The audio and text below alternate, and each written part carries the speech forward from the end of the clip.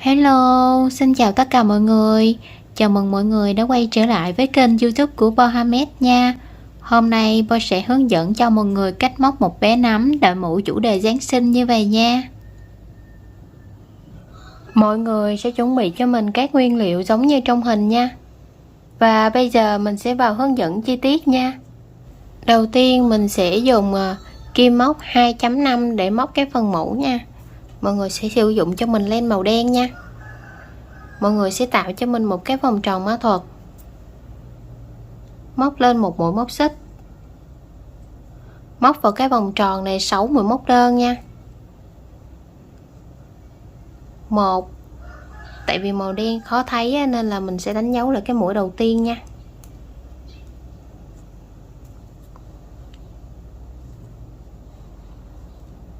Hai, ba, 4, 5, 6. Sau đó kéo khít cái vòng tròn này lại, trượt mũi vào trong mũi đầu tiên.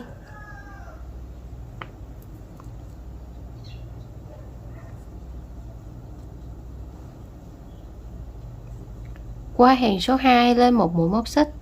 Hàng số 2 thì mình sẽ móc là 6V nha. Mỗi chân móc sẽ là 2 mũi móc đơn chung chân. 1, đánh dấu là cái mũi đầu tiên. Móc thêm một mũi móc đơn vào cùng chân móc. Như vậy mình sẽ được một mũi V nha. Chân móc tiếp theo 1V. Chân móc tiếp theo 1V. Chân móc tiếp theo 1V. Chân móc tiếp theo 1V.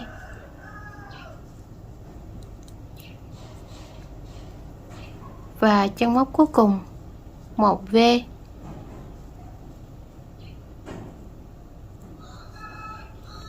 Sau khi móc xong hàng số 2 thì mình sẽ có 12 mũi móc đơn nha. Trượt mũi vào chân mũi đầu tiên. Qua hàng số 3 lên một mũi móc xích. Hàng số 3 thì mình sẽ móc là 1x 1V nha. Đây là 1x nè. Đánh dấu lại cái mũi đầu tiên. Chân móc tiếp theo 1V. Mũi V sẽ là 2 mũi móc đơn chung chân nha. Chân móc tiếp theo 1x. Chân móc tiếp theo 1V. Chân móc tiếp theo 1x. Chân móc tiếp theo 1V. Mọi người cứ móc như vậy cho đến cuối hàng nha. Sau khi móc đến cuối hàng thì mình sẽ có 18 mũi móc đơn nha. Trượt mũi vào chân mũi đầu tiên. Qua hàng số 4 lên một mũi móc xích. Hàng số 4 thì mình sẽ móc là 2x 1V nha. Nhưng mình sẽ tản mũi ra, mình sẽ móc là 1x 1V 1x nha. Đây là 1x nè. Đánh dấu lại. Chân móc tiếp theo 1V. Chân móc tiếp theo 1x. 1x. 1V. 1x. 1x. 1V. 1x. Mọi người cứ móc như vậy cho đến cuối hàng nha. Sau khi móc đến cuối hàng thì mình sẽ có 24 mũi móc đơn nha. Trượt mũi vào chân mũi đầu tiên. Qua hàng số 5 lên một mũi móc xích. Hàng số 5 thì mình sẽ móc vào cái cạnh phía trong của nó nha. Mũi móc của mình sẽ có 2 cạnh thì mình sẽ móc vào cái cạnh phía trong này nha. Tối quá nên là khó thấy, mọi người nhìn theo cái mũi móc của mình là thấy được nha. Mọi người sẽ móc mỗi chân móc là một mũi móc đơn nha. 1 2 3 4 5 6 7 8 9 10. Mọi người cứ móc như vậy cho đến cuối hàng nha. Sau khi móc đến cuối hàng số 5 thì mình cũng sẽ có 24 mũi móc đơn nha.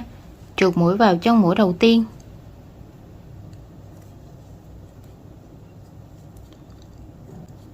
Qua hàng số 6 lên một mũi móc xích. Hàng số 6 đến hàng số 9, mỗi chân móc sẽ là một mũi móc đơn. Tổng cũng sẽ có 24 mũi móc đơn cho mỗi hàng nha. Đánh dấu là cái mũi đầu tiên.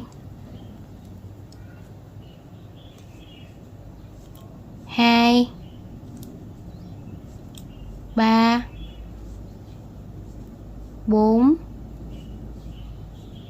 5 6 7 8 9 10. Mọi người cứ móc như vậy cho đến cuối hàng số 9 nha. Nếu màu đen khó thấy quá thì mọi người sẽ xem chart ở trên màn hình nha. Sau khi móc đến cuối hàng thì mình sẽ đổi màu len nha. Mình sẽ đổi qua len màu đỏ. Mọi người sẽ thả cái mũi cuối cùng này ra. Mình sẽ móc như bình thường, nhưng mình sẽ không kéo cái sợi len màu đen này qua nha, mà mình sẽ kéo cái sợi len màu đỏ qua.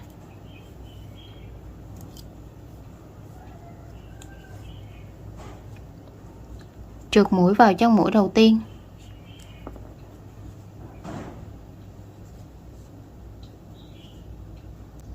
Qua hàng số 10 lên một mũi móc xích, siết cái sợi màu đỏ này lại. Hàng số 10 thì mình cũng móc mỗi chân móc là một mũi móc đơn nha. Mọi người sẽ kẹp luôn cái sợi thừa vào luôn nha.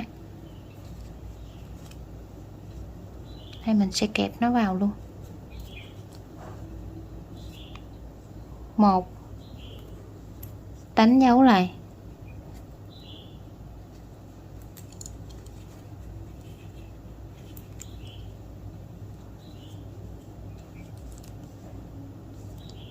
2,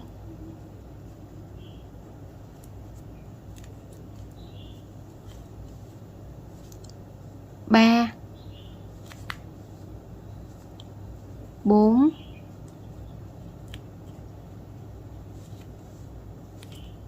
5, 6. Mình sẽ bỏ nó ra nha, mình không kẹp theo nữa nha. 7, 8,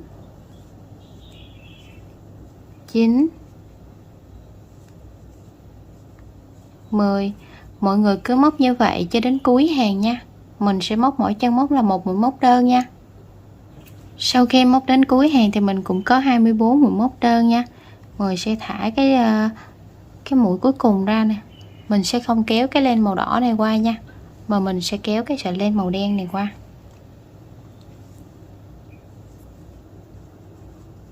Trượt mũi vào chân mũi đầu tiên.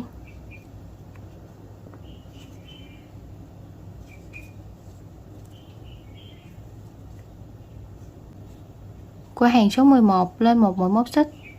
Mọi người sẽ cắt bớt cái len màu đỏ này đi nha. Ở hàng số 11 này thì mình sẽ móc vào cái cạnh phía ngoài nha. Mũi móc của mình có hai cạnh thì mình sẽ móc vào cạnh phía ngoài này nha. Mọi người sẽ móc cho mình là 3x1v. 1, đánh dấu lại.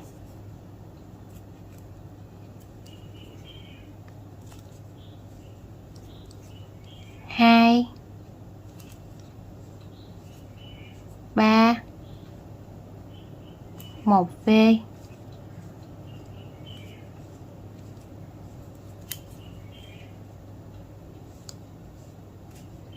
1,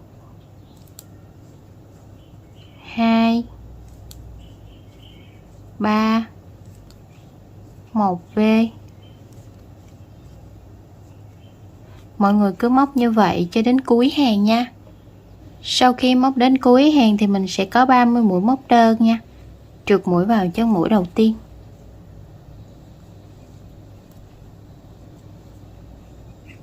Qua hàng số 12 lên một mũi móc xích. Hàng số 12 thì mình sẽ móc là 4x1V nha. Nhưng mình sẽ tản mũi ra, mình sẽ móc là 2x1V 2x nha. Đây là 1 nè. Đánh dấu lại.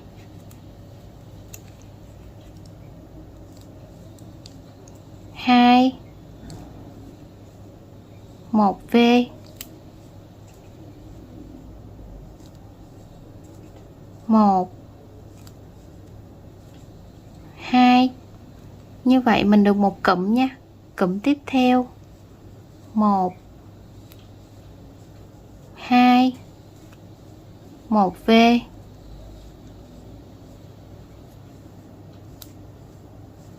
1 2. Cụm tiếp theo 1 2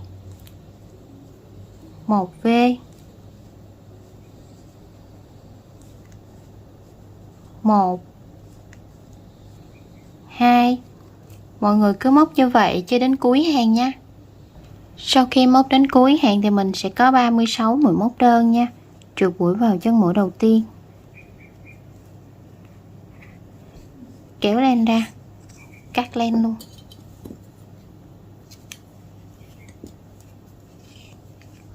Mình sẽ luồn kim để đưa sợi len xuống phía dưới nha.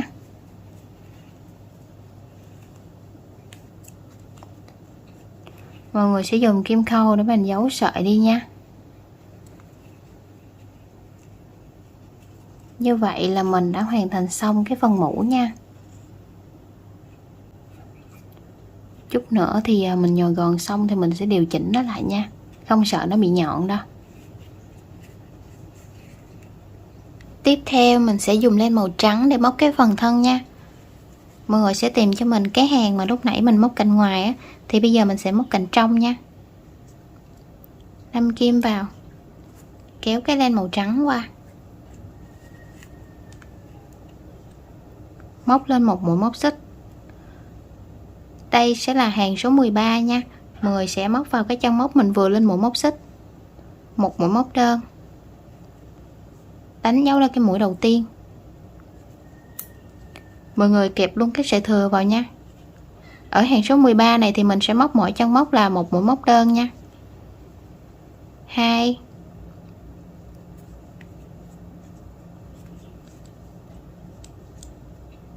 3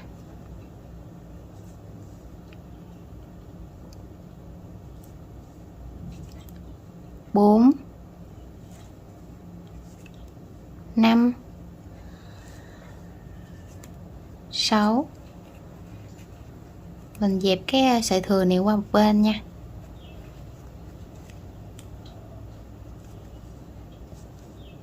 7 8 9 10. Mọi người cứ móc như vậy cho đến cuối hàng nha. Sau khi móc đến cuối hàng thì mình cũng sẽ có 24 mũi móc đơn nha. Trượt mũi vào chân mũi đầu tiên.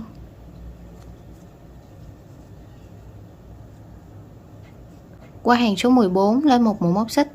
Hàng số 14 và hàng số 15 mình sẽ móc mỗi chân móc là một mũi móc đơn nha. Tổng cũng sẽ có 24 mũi móc đơn cho mỗi hàng nha. Đánh dấu là cái mũi đầu tiên nè. 2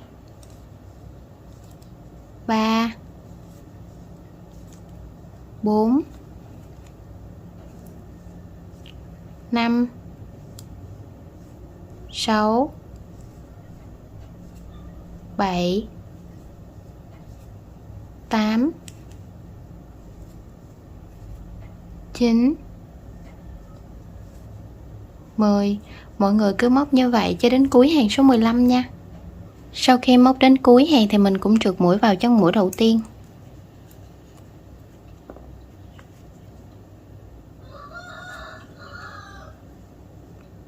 Qua hàng số 16 lên một mũi móc xích. Hàng số 16 7 chân móc đầu tiên, mỗi chân móc một mũi móc đơn nha. 1 nè, đánh dấu lại. 2 3 4 5 6 7. Chân móc tiếp theo mình sẽ móc một mũi hẹt bắp, mọi người sẽ lấy len, đâm kim xuống, kéo len lên, kéo len qua 2 vòng dây trên kim, lấy len, đâm kim xuống, kéo len lên, kéo len qua 2 vòng dây trên kim, lấy len, đâm kim xuống, kéo len lên, kéo len qua 2 vòng dây trên kim, lấy len, đâm kim xuống, kéo len lên, kéo len qua 2 vòng dây trên kim. Mình sẽ có 5 cái vòng dây trên kim như vậy nha. Mình kéo len qua hết luôn, mình được một mũi hẹt bắp. 8 chân móc tiếp theo, mỗi chân móc một mũi móc đơn. 1 2 3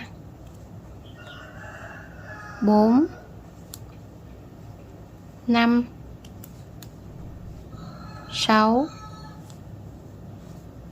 7 8.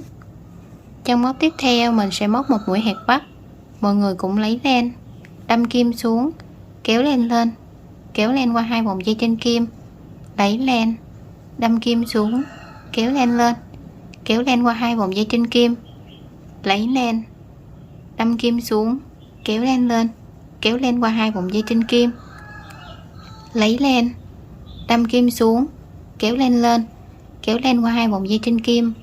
Mình sẽ có 5 cái vòng dây trên kim như vậy nha. Mình kéo len qua hết luôn, mình được mũi hẹt bắp thứ hai. Các chân móc còn lại mỗi chân móc một mũi móc đơn nha. 1 2 3 4 5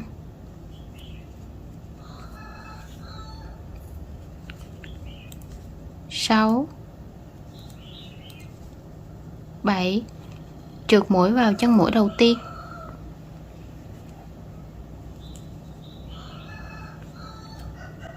Qua hàng số 17 lên một mũi móc xích. Hàng số 17 và hàng số 18 mỗi chân móc sẽ là một mũi móc đơn nha. Tổng cũng sẽ có 24 mũi móc đơn cho mỗi hàng nha.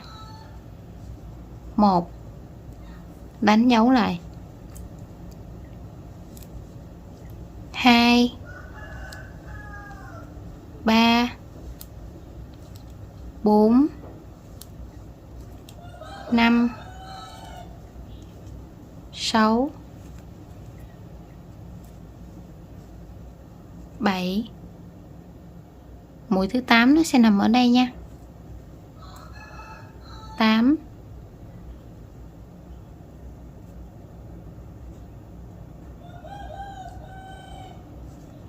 9 10. Mọi người cứ móc như vậy cho đến cuối hàng nha. Sau khi móc đến cuối hàng số 18 thì mình cũng trượt mũi vào chân mũi đầu tiên.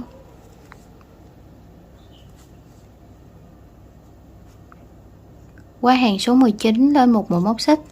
Hàng số 19 9 chân móc đầu tiên, mỗi chân móc một mũi móc đơn. 1, đánh dấu lại cái mũi đầu tiên. 2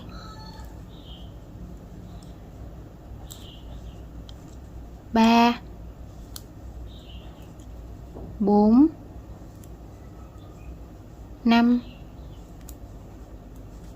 6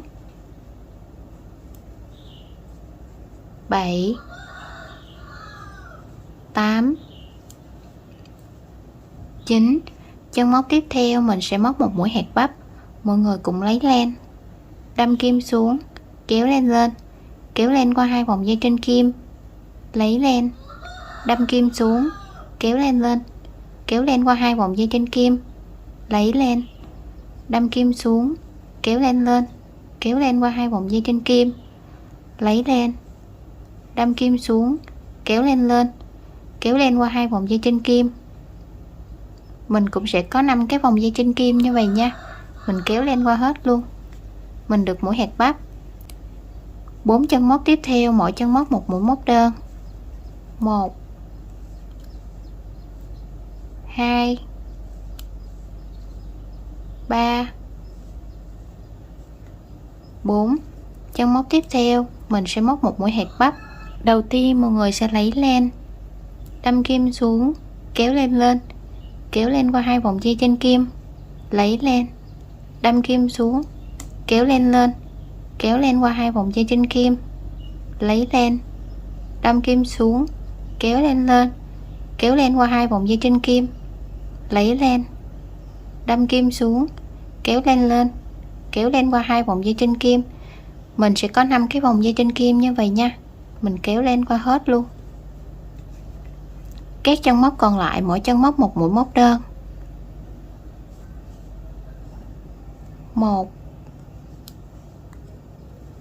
2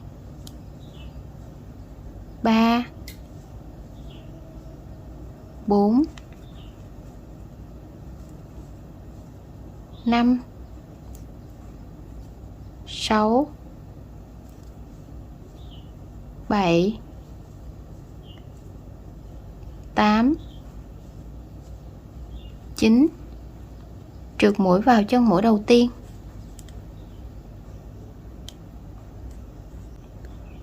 Qua hàng số 20 lên một mũi móc xích.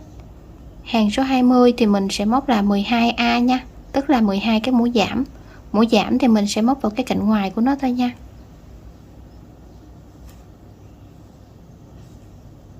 1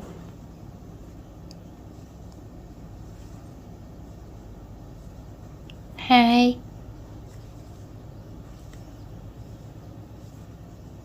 3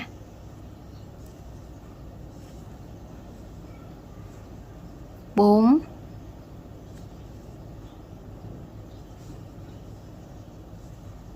5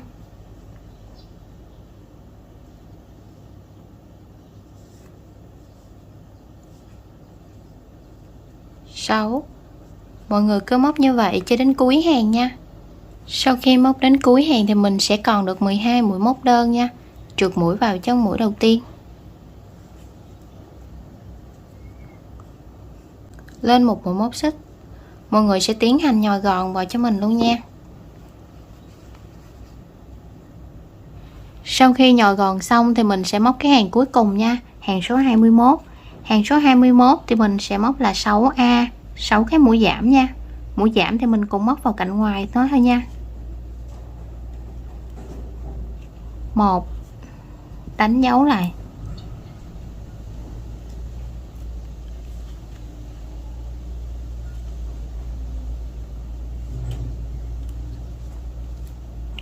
2,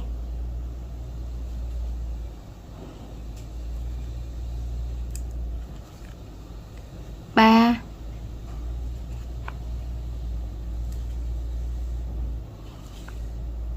4,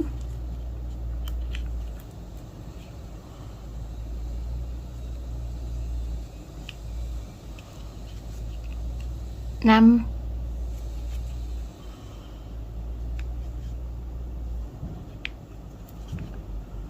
6. Trượt mũi vào chân mũi đầu tiên,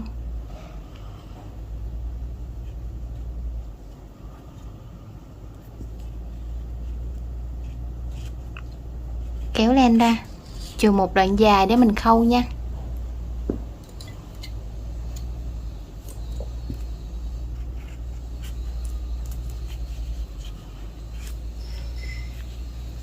Mình sẽ dùng kim khâu để khâu cái vòng tròn này lại nha.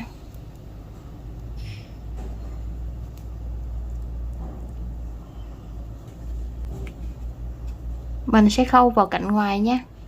1, 2, 3, 4 5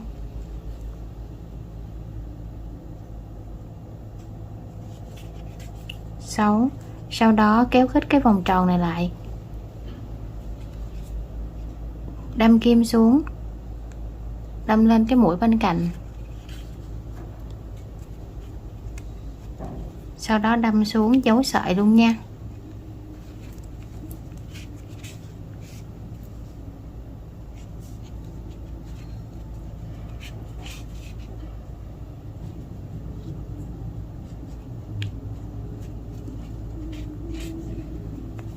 Cắt cái len thừa đi.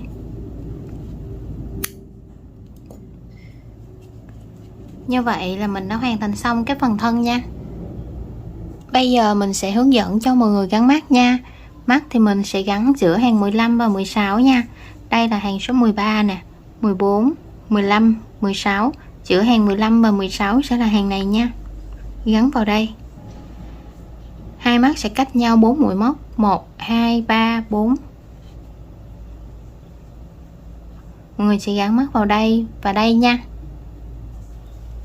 Đây là sau khi mình gắn mắt xong nha. Mọi người sẽ tách lấy hai sợi len màu xanh lá cây để mình móc cái phần lá nha. Và kim móc thì mình sử dụng kim móc 1.25mm của Hamanaka nha. Đầu tiên mọi người sẽ tạo cho mình một cái nút thắt.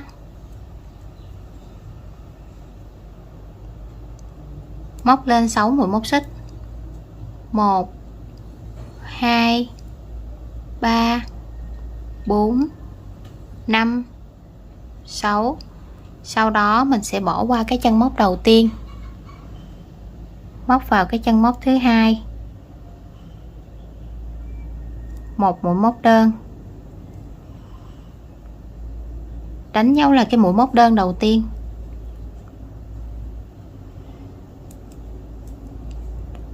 móc vào cái chân móc tiếp theo, một mũi móc đơn, sau đó lên một mũi móc xích. Mình sẽ móc một mũi ngược, mũi trượt mà ngược lại nha. Đây là mình sẽ đâm vào cái chân móc của cái mũi móc đơn á, móc một mũi trượt. Chân móc tiếp theo, một mũi móc đơn, chân móc tiếp theo, một mũi móc đơn, móc lên một mũi móc xích, móc vào cái chân móc mũi móc đơn đó một mũi trượt.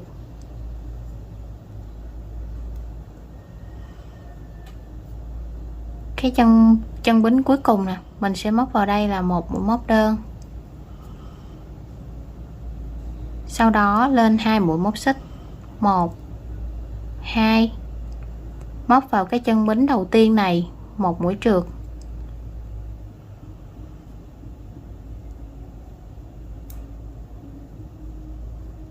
móc vào cùng cái chân bính đó một mũi móc đơn nữa. Bây giờ mình sẽ móc qua cái bên đối diện nha. Mọi người sẽ móc cho mình là một mũi móc đơn,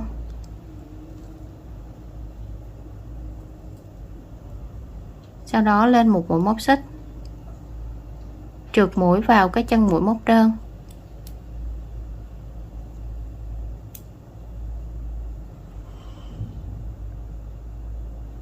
móc vào chân móc tiếp theo một mũi móc đơn,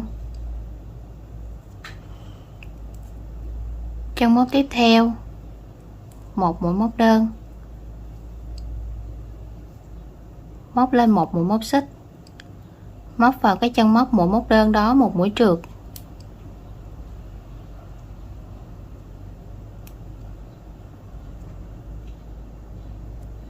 móc vào cái chân cuối cùng này một mũi móc đơn,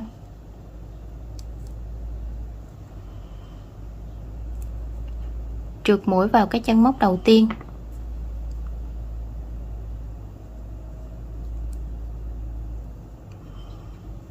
kéo len ra cắt len luôn nha.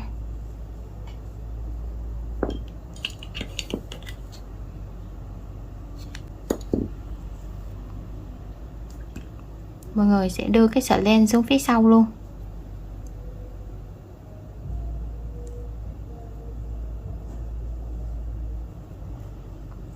Sau đó mình sẽ cột lại với cái sợi len lúc đầu mà mình chừa á.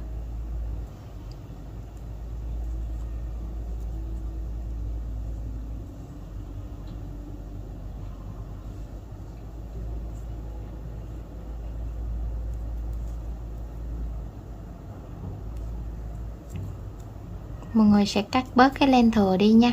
Mình sẽ chừa một đoạn ngắn ngắn lại nha, để nó không bị ruột á.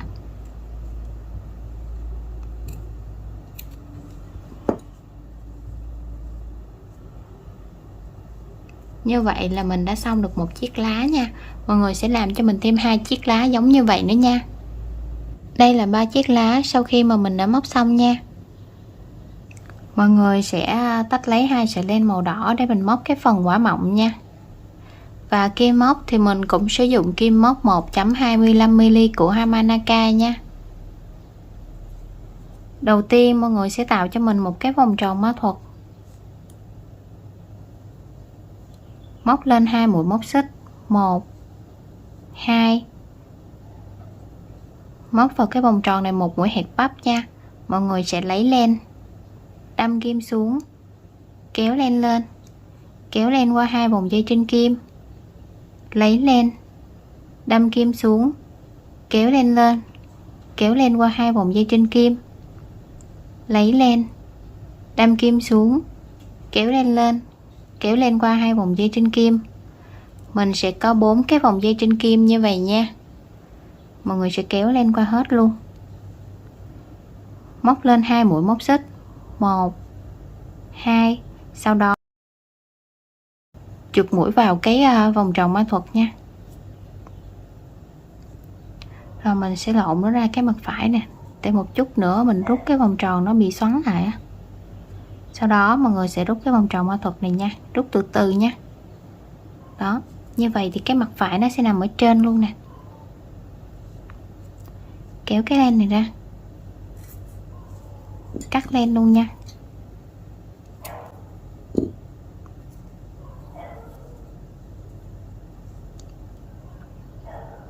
Mọi người sẽ cột 2 cái sợi len lại với nhau nha. Này thì mọi người cứ siết thoải mái.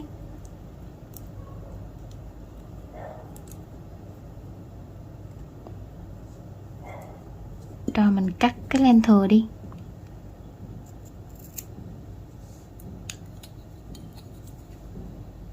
Dùng cái đầu kéo hoặc là cái đầu cái đít kim á, để mình nhét nó vào phía trong luôn nha.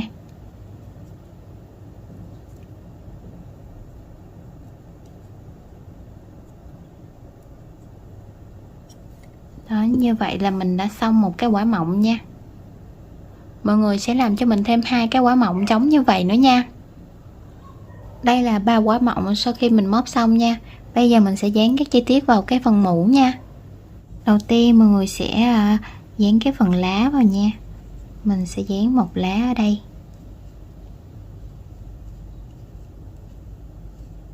Mình sẽ dùng ghim để cố định nó lại. Và một lá sẽ nghiêng về phía bên đây.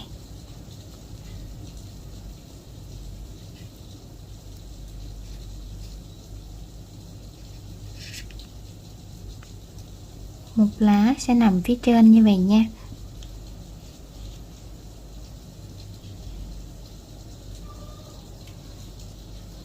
Thì mình sẽ sửa nó lại một chút. Mọi người sẽ canh cho nó cân đối là được nha.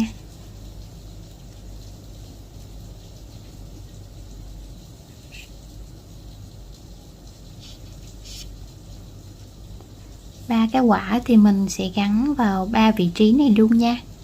Đây mình sẽ gắn vào đây, đây và đây luôn nha. Và đây là sau khi mà mình dán xong nha.